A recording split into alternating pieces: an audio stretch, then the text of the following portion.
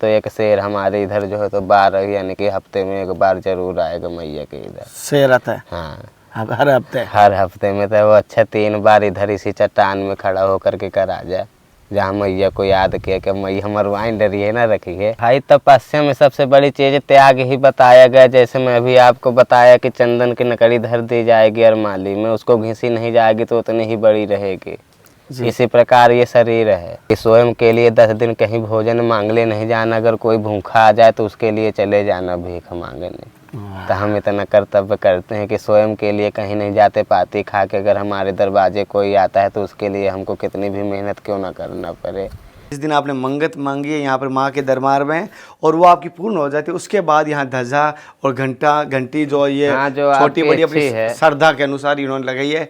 फलहार में यह बताया गया कि अल्पाहारी गृहस्थ त्यागी विद्यार्थी पंचलक्षणम बताया गया कि चाहे विद्यार्थी हो या संत हो।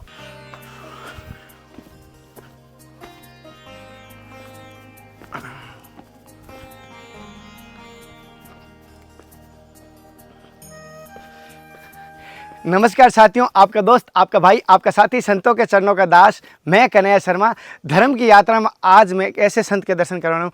बाल योगी है, फलारी है और नयु मतलब ज़्यादा उम्र के नहीं है। त्याग और तपस्या इनके बारे में सभी संत कह रहे थे। जैसे एक मौनी बाबा के मैं दर्शन कर रहा हूँ, चमत्कारी संत के, उन्हीं के शिष्य हैं और यहाँ पर साधना कर रहे हैं। उनके मैं दर्शन करवाना आया हूँ। बड़े ही इनके त्याग और तपस्या के बारे में पूरे गाँव वासी, आसपास के सभी लोग कहते थे। तो उनके पास आए, जैसे आप देख पाएंगे उनकी कुटिया पहुँचे हम। इस महाराज जी की इधर से पूरी कुटिया दिखाई दे रही है, पूरा का पूरा व्यू यहाँ से दिखाई दे। और साथ साथ यहाँ पर एक माता जी का मंदिर भी है।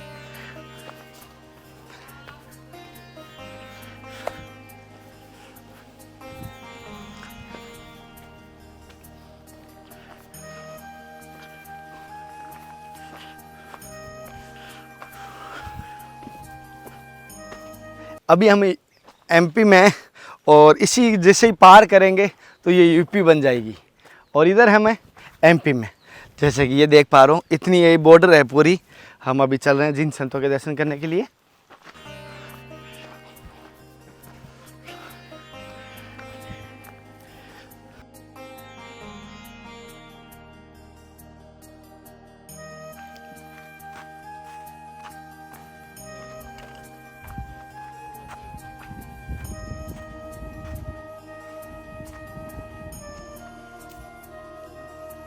साथियों, कुछ यहाँ गांववासी हैं, उनके माध्यम से हम आपको संतों के दर्शन करवा रहे हैं और उनका भी धन्यवाद कहना।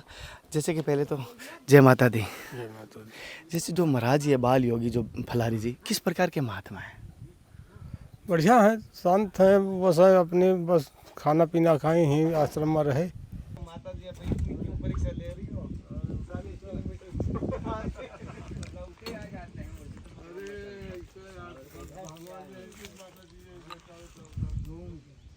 साथियों, जैसे कि मैं पहले महाराज जी की कुटिया का आपको दर्शन कराऊं। जैसे आप देख पा रहे हो किस प्रकार महाराज जी रखना और कच्ची कुटिया, जैसे प्लास्टिक बीच में दी हुई है और पूरी घास फूस की कुटिया बनी हुई है। जैसे आप देख पा रहे हैं पूरी घास फूस की कुटिया है। त्याग इनकी तपस्या देखकर मैं आपको बताता हूँ, हृदय से आपका कहोगे।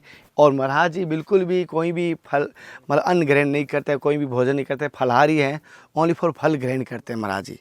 और जैसे आप देख पा रहे हो महाराज जी यहीं धुना इनका अखंड चलता रहता है। धुना इनका अखंड ये धुना चलता रहता है महाराज जी का। और जैसे ऊपर से देख पा रहे हो पूरा का पूरा ये महाराज जी अपने हाथों से कुटिया बनाई हुई है।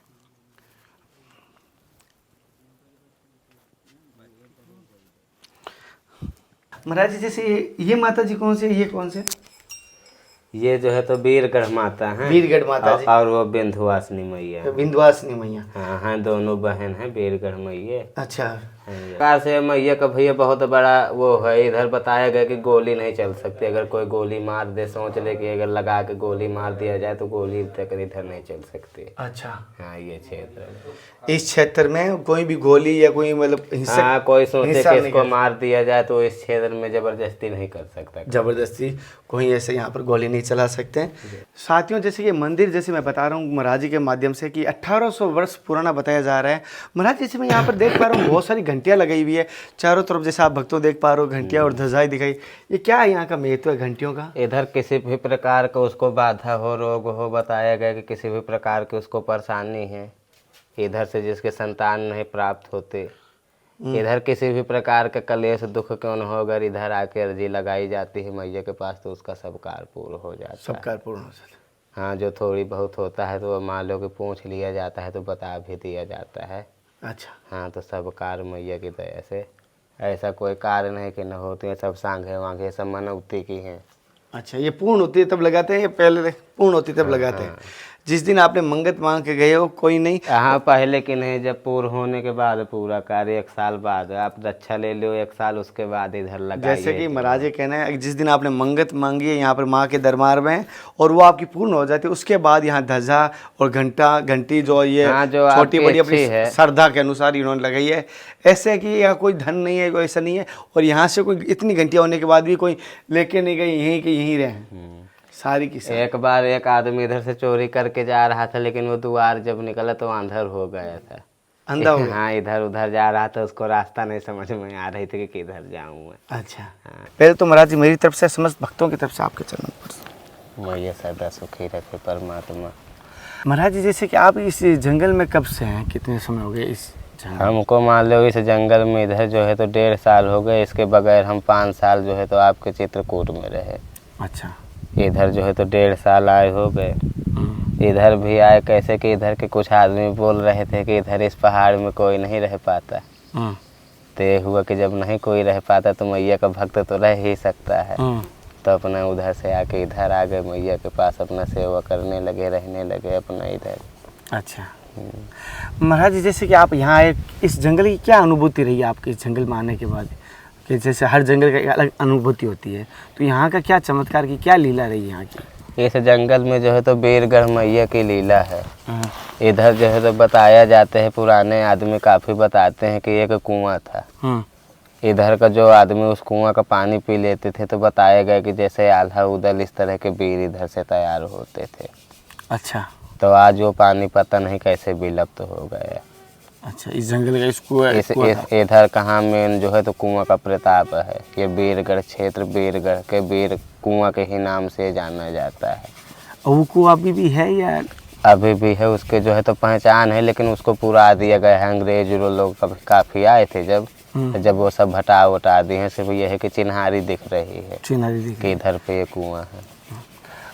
और अभी अपना भी ये मंदिर है, ये भी 2 फ्लोर में बना हुआ है। ये ऊपर में दिख रहा है भी, एक इसके नीचे बना हुआ है, तो मेन मूर्त इसके अंदर रखी हुई है। इसके नीचे जाने का रास्ता तो है? रास्ता नहीं दिख रहा है, लेकिन उधर से दीवार दिख रही है कि हाँ इसके अंदर अभी कोई मंदिर है।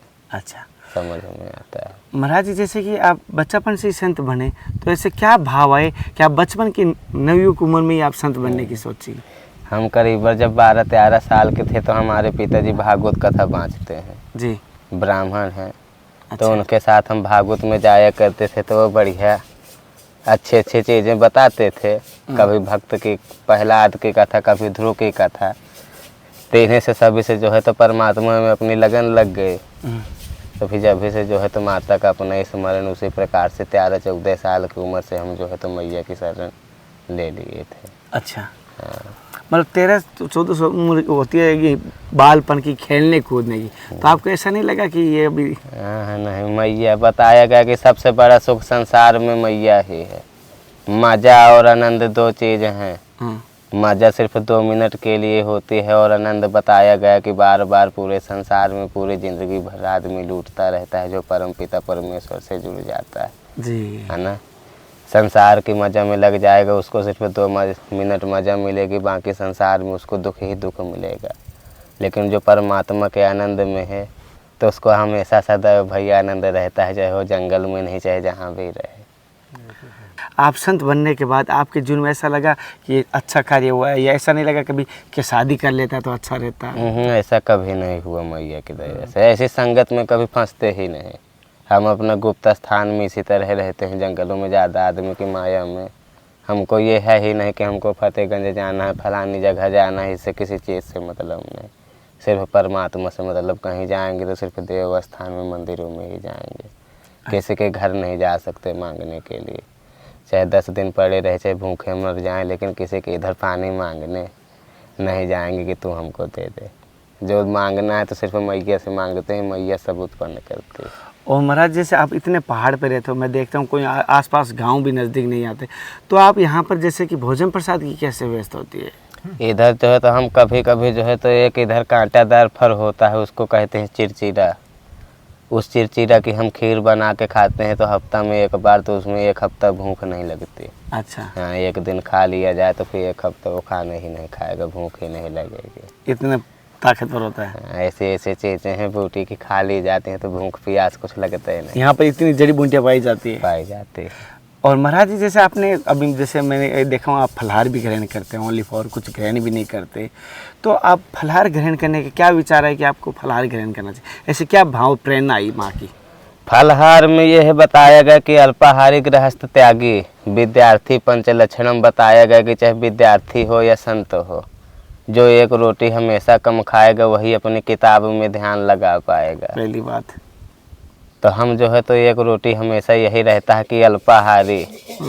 अल्पाहारी का मतलब यही रहता है कि अपना थोड़ी बहुत लेके उसी से खुश रहना चाहिए। बहुत ये नहीं, कुछ आदमी खाने के लिए जीता है, कुछ जीने के लिए खाता है।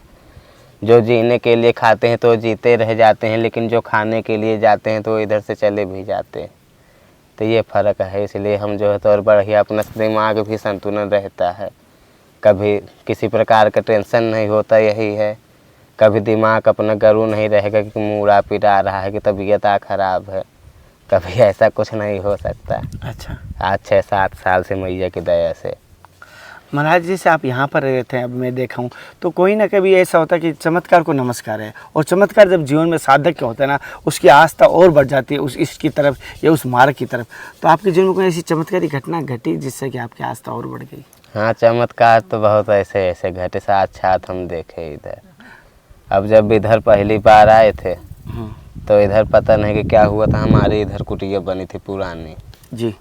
तो इधर कोई आया तो अच्छा कुकी मार रहा था, करीबन 10-12 बार परिक्रमा लगाया कुटिया के, जैसे कोई आदमी बोले वह टटिया में हाथ हर बार मार रहा था और देख रहा नहीं था कि कौन है, और कुकी हन के तेज मार ही रहा था। अब अकेले थे तो माले थोड़ी बहुत डर भी लग रही थी। जी जी। लेकिन अंत में फिर मैया का सुमिरन किए तो इधर आके डायरेक्ट जो है तो एक शेर हमारे इधर जो है तो 12 यानी कि हफ्ते में एक बार जरूर आएगा मैया के इधर शेर आता है। हाँ, हर हफ्ते? हर हफ्ते में। तो वो अच्छा 3 बार इधर इसी चट्टान में खड़ा होकर के करा जाए, जहाँ मैया को याद किया कि मैया मरवाइन डरिए ना रखिए, इतना जहाँ बोले तो समझ लो कि इधर प्रत्यक्ष 3 बार आया तो वो दहाड़ा जहाँ, तो इधर भी कुछ नहीं समझ में आया। अच्छा, तब यही सब प्रत्यक्ष प्रमाण है। और आपको कभी नुकसान नहीं पहुंचाया? नुकसान कभी हमको किसी प्रकार का, आज तक हम चप्पल जूता नहीं पहनते, कांटा तक नहीं भैया को समैया। तो महाराज जैसे आपने चप्पल जूते नहीं पहनते, ये भी क्या भाव है कि त्याग किया? इस जंगल में रहकर वो त्याग करना कठिन, यहाँ पे जहरीले कांटे भी होते हैं, जहरीले जीव भी होते हैं। भाई तपस्या में सबसे बड़ी चीज त्याग ही बताया गया। जैसे मैं अभी आपको बताया कि चंदन की नकड़ी धर दी जाएगी अरमाली में, उसको घिसी नहीं जाएगी तो उतनी ही बड़ी रहेगी। इसी प्रकार ये शरीर है, जितना इसको अगर रगड़ोगे नहीं तो परमात्मा से मिलन नहीं हो सकता है। अगर परमात्मा से मिलन करना है तो इस शरीर को रगड़ना है कैसे कि परमात्मा के ही पीछे इसको रगड़ना है, बाकी किसी चीज़ में नहीं। तो हम भैया परमात्मा के ही पीछे अपनी ज़िंदगी अर्पण किए हुए हैं, वही सब हमको देखते हैं, हम उनको देखते हैं, इसी में आनंद है। बाकी कुछ समझ में नहीं आता कि क्या होता है क्या नहीं होता भैया। महाराज जैसे आपका त्याग प्रत्यक्ष दिखाई दे रहा है, आपका वैराग्य दिखाई दे रहा है, आप ब्रह्मचर्य दिखाई दे रहा है, आपका तपस्या भी दिखाई दे रही है। जैसे आप इतनी तो कठिन तपस्या कर रहे हैं, लेकिन एक घर साधक है जैसे गाँववासी है कोई, वो इतनी कठोर तपस्या कर नहीं सकता, तो उसके लिए आपकी दृष्टि से क्या मार्ग करना चाहिए जिससे कि उसकी भी ये तपस्या का फल मिले जो आप कर रहे हो? भाई जो संत होते हैं तो अपने लिए कभी नहीं करते। संत जो है तो हमेशा परहित ही में ही लगे रहते हैं, संत उसी का नाम है ना। अब इधर रुके हैं तो कोई आ गया तब पानी पूछना हमारा कर्तव्य है। नहीं इधर जंगल में कहीं नहीं मिलता 2-4 किलोमीटर के अंदर कर, तो इधर रह के हम मैया की दया से जहाँ तक लगता है हमारे गुरु का कहना है कि स्वयं के लिए 10 दिन कहीं भोजन मांगले नहीं जाना। अगर कोई भूखा आ जाए तो उसके लिए चले जाना भीख मांगने। तो हम इतना कर्तव्य करते हैं कि स्वयं के लिए कहीं नहीं जाते, पाती खा के अगर हमारे दरवाजे कोई आता है तो उसके लिए हमको कितनी भी मेहनत क्यों ना करना पड़े, तो उसकी रक्षा हम जरूर करेंगे। अच्छा, ये हमारा धर्म। महाराज जी जैसे आपके पास बहुत सारे साधक आते हैं और उनको क्या मार्ग देते हैं, क्या शिक्षा कहते हैं किस पथ पे चलने? बस उनको मार्ग हम सबसे बड़ा यही देते हैं कि परहित सरिस धर्म नहीं भाई, पर पीड़ा सम नहीं अधमाई। इससे बड़ा कोई संसार में दूसरा धर्म नहीं है, क्योंकि परमात्मा नाम उसका है जो दूसरी आत्मा को समझ जाए, दूसरे की आत्मा का कष्ट हर ले। तो पर आत्मा जो दूसरे की आत्मा को देख सके उसी का नाम परमात्मा है, नहीं इधर कहीं परमात्मा नहीं है भैया। अच्छा, जो बताया गया कि परहित करे, है ना, जो गरीब है असहाय है उसकी मदद करना चाहिए। बताया गया कि फूलन की जब ऐसी दशा तो क्यों फूलत फूल, गिरे हुए को उठाओ, लेकिन बताया गया कि उठे हुए को क्या उठाना है जब वो उठा ही है ना। तो हमको बताया गया कि परमात्मा की दया से यही काम मिला है कि जो बिल्कुल गिरा है तो उसके उठाने का भैया हम काम करते हैं मैया की दया से। अच्छा, उसी के रूप से अपना उसी के लिए अपनी आराधना मैया के पास अपना बैठ के घंटा 2 घंटा उसके भी नाम कहूँ कि परमात्मा उसका कलेश मने तो दूर कर, हमको भले उसके बल्दी दे देना थोड़ी बहुत, ये अपना कर्तव्य है भैया। मतलब आपकी दृष्टि से सेवा पहले प्रधान, अगर भजन भक्ति में बैठे हैं हाँ। तो उठ के अगर सेवा करें तो भजन भक्ति पूरी हो जी। हाँ बिल्कुल, हमारा सबसे बड़ा धर्म यही है, हम इसी धर्म से चलते हैं। आथर पाथर पूजे भगवान मिले तो मैं पूजूं पूरा पहाड़। तो हम जो है तो सिर्फ भगवान जो है तो आदमी के ही ऊपर है, पता नहीं किस भेष में मिल जाए भगवान, पता नहीं आप ही भगवान के रूप में आ गए, हम तो है ना। दास हैं। तो इसी प्रकार बताया गया कि कोई भी आ जाए उन्हीं का मान सम्मान करिए तो किसी में किसी दिन आपको भगवान का भी मिलन हो जाएगा। इसमें किसी प्रकार का भैया संशय नहीं है, परहित करते करते। महाराज जैसे आप यहाँ जंगल में तो कहना नहीं चाहिए, हम तो निमित्त मात्र करने वाला मेरे ठाकुर है, मेरे गुरु हैं। आपके यहाँ क्या सेवा की आवश्यकता है विशेष जिसमें हम सभी सहयोग कर सकते हैं साधक मिलकर? आपको मान लो कि ज़्यादा सहयोग चाचा कुछ नहीं, आप सब इधर देखते हैं परमात्मा की छाया है, पर इसी दिन जरूर सुनेगी जब लगे। जैसे महाराज जी आप कच्ची कुटिया में रहते हैं, हमारे एक विचार है, ज़्यादा तो नहीं कहूँगा, आपके जैसे साधना के लिए 10x10 की या 10x12 की एक जैसे पत्थर तो यहाँ पर है, एक कच्ची कुटिया बन जाए जिसमें कि बारिश के ठंड का थोड़ा बचाव हो जाए, हम ये आशा रखते हैं। बताया गया कि प्रेम का करना सहज न समझो कि मुश्किल प्रेम का करना है, और करना चाहे प्रेम राम से फिर क्या मौत से डरना है। आगे नहीं चाहे पथरा बरसे प्रेमी जन उन्हीं को समझो बेधड़क उसी पर कूद पड़े। जंगल में आए हैं तो बहुत पक्की में रहने का हमारा मन नहीं रहता भैया। अच्छा, हमारा कमरा भी बन जाएगा लेकिन हमारी कुटिया स्पेशल इसी तरह की रहेगी जो है कच्ची रखते। हाँ, अगल बगल से चाहे जो हो जाए लेकिन ऊपर हमारे में सरपत ही रहेगी। हाँ। अच्छा, आपको मतलब इसी प्रकार की पसंद है? हाँ इसी प्रकार। और दीवार अगर पक्की हो तो? हाँ, अगल बगल से दीवारें हो सकती हैं मान लो, बाकी ऊपर का अपना सरपत ही। सरपति। हाँ, क्योंकि जंगल का काम है, अपना सरपत और पर ठीक रहता है। हमको यही प्रसन्न रहता है, यह है कि मान लो कि अगर दीवारें हो जाएंगी तो मान लो कि बहुत बड़ा अंतर हो जाएगा। ये मान लो कि जैसे कुछ कीड़ा उड़ा आ जाते हैं नीचे से तो ये सब आना बंद हो जाएंगे। हाँ, ये सुविधा हो जाएगी। हाँ। तो दीवार आ जाएगी, अगर ऊपर टीन लग जाए तो बारिश मान लो कि टीने उन्हें हैं और ऊपर से वापस ऐसी सरकना लगा देते हैं, दीवार पक्की हो गई और गाय के गोबर से लीप दिया जैसे और सुंदरीकरण हो गया। ये बस यही सोच वाले हैं पक्की दीवार भी हो गई, गाय की गोबर से हो गई और टीन लगने के बाद सरकना भी लग गई जिससे कि बारिश भी नहीं होगी, ऊपर से थोड़ा ठंडा भी रह जाएगा। हाँ, और प्राकृतिक की अपने रह गई और गोबर के साथ रहेंगे, थोड़ा एनर्जी अपनी भाव वही रहेंगे कि मिट्टी में है, हम मिट्टी के हैं वो। बस यही चाहिए, क्योंकि हमने अभी जितनी भी कुटिया बना रहे हैं संतों की तो हम इस प्रकार की बना रहे हैं कि उनको वो आधुनिक सुविधा भी नहीं जुड़े और हमें मतलब कष्ट भी ना हो, हम तो दोनों। बस हाँ, नहीं उसी तरह कि आपकी जैसे इच्छा हो भैया, आप उसी तरह मैया के दरबाजे में आप अपना कार्य कर सकते हैं, हम उसी तरह में खुशी रहते हैं। इसी बात साथियों, जैसे महाराज जी की सत्संग देने की कोशिश की, महाराज जी के दर्शन करवाए, माता जी के मैंने दर्शन करवाए और जैसे कि मैं आपको महाराज जी की कुटिया के भी दर्शन करवाए, आपको किस प्रकार लगा? मैं सभी से कहता हूँ कभी भी संतों के दर्शन करने जाएँ तो समर्पण भाव से जाइए, खाली हाथ कभी संतों के यहाँ पर नहीं जाना चाहिए, बहन के यहाँ पर भी नहीं जाना चाहिए, गुरु के यहाँ पर और देवताओं के मंदिर, कभी इन घरों में खाली मत जाना, भाव की फूल की पंखुड़ी ले जाना लेकिन खाली मत जाना।